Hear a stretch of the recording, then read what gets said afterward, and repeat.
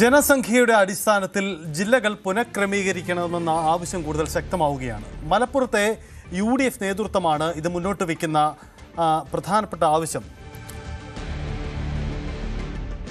UDF മുന്നോട്ട് വയ്ക്കുന്ന ഈ ആവശ്യത്തോട് ഏറെക്കുറെ ചേർന്ന് പോകുന്ന നിലപാട് തന്നെയാണ് BJPയും സ്വീകരിച്ചിരിക്കുക. മുമ്പ് മലപ്പുറം ജില്ലാ വിഭജനമെന്ന ആവശ്യം ശക്തമായി ഉന്നയിച്ചിരുന്നത് മുസ്ലിം സംഘടനകളാണ്. എന്നാൽ ജനസംഖ്യയും ഭൂപ്രകൃതിയും കണക്കിലെടുത്തുകൊണ്ടുള്ള പുനഃസംഘടന എന്ന ആവശ്യമാണ് ഇപ്പോൾ ശക്തമാവുന്നത്. മലപ്പുറം ജില്ലാ വിഭജനമല്ല, മറിച്ച് ജനസംഖ്യാനുപാതികമായി വികസനം കൊണ്ടുവരാൻ പഠനം നടത്തണമെന്നാണ് UDF പറയുന്നതെന്നാണ് മുസ്ലിം ലീഗിൻ്റെ ദേശീയ വൈസ് പ്രസിഡന്റ് കൂടിയായ KPA മജീദ് പറഞ്ഞത്. ഇതിനായി സർക്കാർ സ്പെഷ്യൽ ഉദ്യോഗസ്ഥനെ നിയമിക്കണം. മുസ്ലിം ലീഗ് ഇക്കാര്യത്തിൽ ഇപ്പോൾ അഭിപ്രായം പറയുന്നില്ല, മറിച്ച് വികസന കാര്യങ്ങളിൽ UDFിൻ്റെ പൊതുനിലപാടാണ് അഭിപ്രായം പറയുന്നതെന്നും KPA മജീദ് ന്യൂസ് 8 പറഞ്ഞു.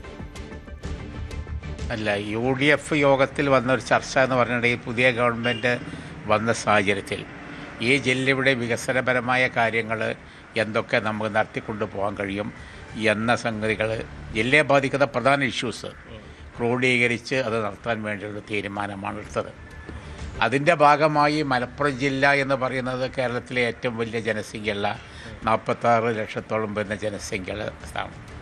അതിൻ്റേതായിട്ടുള്ള പരിഗണന ജില്ലക്ക് ലഭ്യമല്ല. കാരണം ജനസംഖ്യ അടിസ്ഥാനത്തിൽ അല്ല സാധാരണ നമുക്ക് ജില്ലകൾ കൊടുക്കണം. അപ്പോൾ ജില്ലകൾക്ക് വരുമ്പോൾ മലപ്പുറം ജില്ലക്ക് അത്രത്തോളം വരുന്നില്ല. അപ്പോൾ അതേ സമയത്ത് UDFിൻ്റെ തീരുമാനം എന്ന് പറയുന്നത് ഇതിൻ്റെ സാധ്യതയെ സംബന്ധിച്ച് ജില്ലാ വിഭജന സാധ്യത ഉണ്ടെങ്കിൽ ആ സാധ്യതയെപ്പറ്റി പഠിച്ച് റിപ്പോർട്ട് ചെയ്യാൻ ഒരു സ്പെഷ്യൽ ഓഫീസറെ വെക്കുന്നതാണ്. സെൻസസ് കഴിഞ്ഞോടുകൂടി ഇതിൻ്റെ ആവശ്യകത വരും. മലപ്പുറത്ത് മാത്രമല്ല, കേരളത്തിൽ തന്നെ പല ജില്ലകളും പുതുതായിട്ട് വിഭജിക്കേണ്ട ആവശ്യങ്ങൾ വരുന്നുണ്ട്. അപ്പോൾ ആ ഒരു സാഹചര്യത്തിൽ ജില്ലയുടെ ഇന്നത്തെ ഒരു ശോചാവസ്ഥ പരിഹരിക്കാനും ഈ ഭരണഭാരം കുറക്കാനും ഒരു ജില്ലയുടെ ഒരു വിഭജനം ആവശ്യമായി വരും എന്നാണ് എനിക്ക് തോന്നുന്നത്. അത് സംബന്ധിച്ച് ആധികാരികമായി നമ്മളല്ല പറയേണ്ടത്, ബന്ധപ്പെട്ടവരാണ്. അപ്പോൾ അതിന് സ്പെഷ്യൽ ഓഫീസർ വെക്കണം എന്നാണ് UDFിൻ്റെ കമ്മിറ്റി വന്നിട്ടുള്ള നിർദ്ദേശം. മുസ്ലിം ലീഗിൻ്റെ ഒരു ആവശ്യവും ഇത് പരിശോധിക്കണം എന്ന് തന്നെയല്ലേ? അല്ല, നമ്മൾ ഈ പാർട്ടി തീരുമാനിച്ചിട്ടില്ല. മുസ്ലിം ലീഗ് പാർട്ടി ഔദ്യോഗികമായി ജില്ലാ വിഭജനത്തെ സംബന്ധിച്ച് തീരുമാനിച്ചിട്ടില്ല. അതൊരു പാർട്ടി തീരുമാനിച്ചില്ല.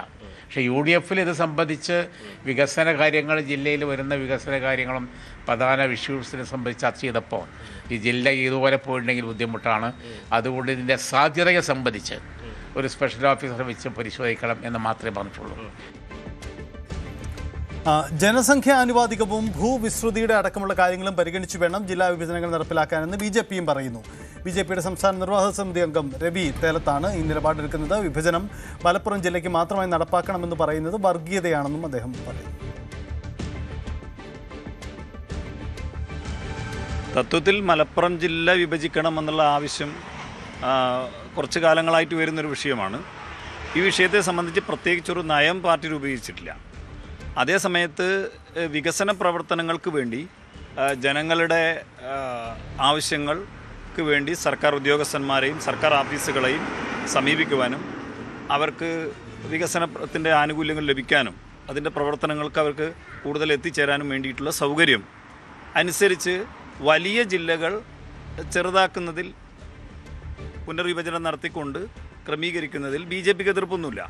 പക്ഷേ നിർഭാഗ്യവശാൽ മലപ്പുറം ജില്ല വിഭജിക്കണം എന്നുള്ള ആവശ്യം മാത്രമാണ് വരുന്നത്. തിരുവനന്തപുരം വലിയ ജില്ലയാണ്, എറണാകുളം വളരെ വലിയ ജില്ലയാണ്, അതുപോലെ തന്നെ താരതമ്യേന പാലക്കാട്, തൃശ്ശൂർ, കോഴിക്കോടൊക്കെ ഇതേപോലെ വലിയ ജില്ലകളാണ്. ജനസംഖ്യയുടെ ഒരു സാന്ദ്രത മാത്രം കണക്കിലെടുത്തുകൊണ്ട് മലപ്പുറം ജില്ലയെ മാത്രം വിഭജിക്കുന്നതിലാണ് ഈ സംശയാസ്പദമായ ഒരു സാഹചര്യം ഉണ്ടാകുന്നത്. അത് വലിയ ജില്ലകളെ എല്ലാം ചേർത്തുകൊണ്ട് ഒരു പുനർവിഭജനം നടത്തി ജനസംഖ്യയും ഭൂവിസ്തൃതിയും കൂടി പരിഗണിച്ച് അവിടെ സൗകര്യപ്രദമായ രൂപത്തിൽ കേരളത്തിൽ മൊത്തം ജില്ലകളെ വിഭജനം നടത്തിക്കൊണ്ട് ക്രമീകരിക്കണം എന്നുള്ള ആവശ്യമാണ് പൊതുസമൂഹത്തിൻ്റെ ഭാഗത്ത് വരുന്നത്. 14 ജില്ലകളിൽ ഏറിയും കുറിയും ജനസംഖ്യയുണ്ട്. ഭൂപ്രകൃതിയിലും വ്യത്യസ്തതകളുണ്ട്. മലയാളമാണ് എല്ലായിടത്തും സംസാരിക്കുന്നതെങ്കിലും മലയാള ഭാഷയിൽ തന്നെ വേറിട്ട രൂപങ്ങളുമുണ്ട്. ഇത് പുതിയ രീതിയിലേക്ക് പുനഃക്രമീകരിക്കണം ജില്ലാ അടിസ്ഥാനത്തിൽ എന്ന ആവശ്യത്തിന് നീണ്ട നാളത്തെ ചരിത്രമുണ്ടെങ്കിൽ കൂടിയും ഈ ആവശ്യം ഒന്നുകൂടി ശക്തമാവുകയാണ്. മലപ്പുറം ജില്ലാ വിഭജനം എന്ന ആവശ്യം ശക്തമായി ഉന്നയിക്കുന്നത് ചില മുസ്ലിം തീവ്രവാദ നിലപാടുള്ള മുസ്ലിം സംഘടനകളാണ്.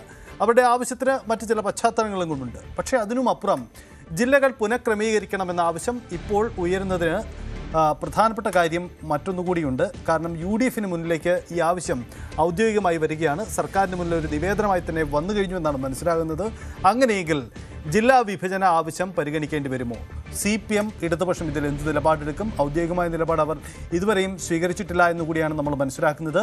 പുനഃസംഘടന, ജില്ലകളിൽ പുനഃസംഘടന സാധ്യമാകുമോ? അത് ഏത് രീതിയിൽ മുന്നോട്ട് പോകും? നമുക്ക് വിശദമായി പരിശോധിക്കാം. CB അനുമോദുണ്ട്. അനുമോദ്, മലപ്പുറം ജില്ലാ വിഭജനം അത് മാത്രമല്ല വിഷയം, ജില്ലകളുടെ പുനഃക്രമീകരണം എന്ന പൊതുവിഷയത്തിലേക്കാണ് വരുന്നത്.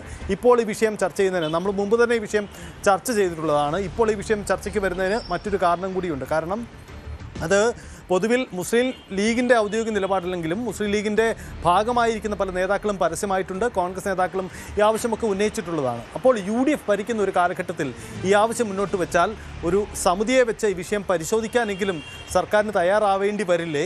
എത്ര കണ്ട് ശക്തമാണ് ജില്ലാ പുനഃക്രമീകരണം എന്ന ആവശ്യത്തിൽ?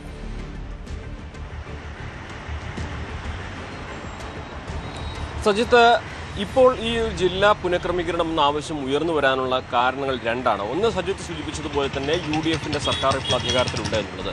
രണ്ട്, കാനേഷുമാരി കണക്കെടുപ്പ്, ജനസംഖ്യാ കണക്കെടുപ്പ് തുടങ്ങുന്നു. ഇത് രണ്ടും കൂടി ചേർത്ത് വായിക്കുമ്പോൾ മലപ്പുറം ജില്ലയിലെ ഔദ്യോഗികമായിട്ടുള്ള ജനസംഖ്യ എത്രയാണെന്നുള്ളത് ഏതാനും ദിവസങ്ങൾക്കൊക്കെ അറിയാനാകും. അതായത് ഇപ്പോൾ 46 ലക്ഷത്തോളം എന്നാണ് അറിയുന്നത്. ഇത് വലിയൊരു സംഖ്യയാണ്. സ്വാഭാവികമായിട്ടും ഇത് മാത്രമല്ല, ജനസംഖ്യയ്ക്ക് അനുസരിച്ച് വികസനം എത്താത്ത മറ്റു പലയിടങ്ങളിലുമുണ്ട്.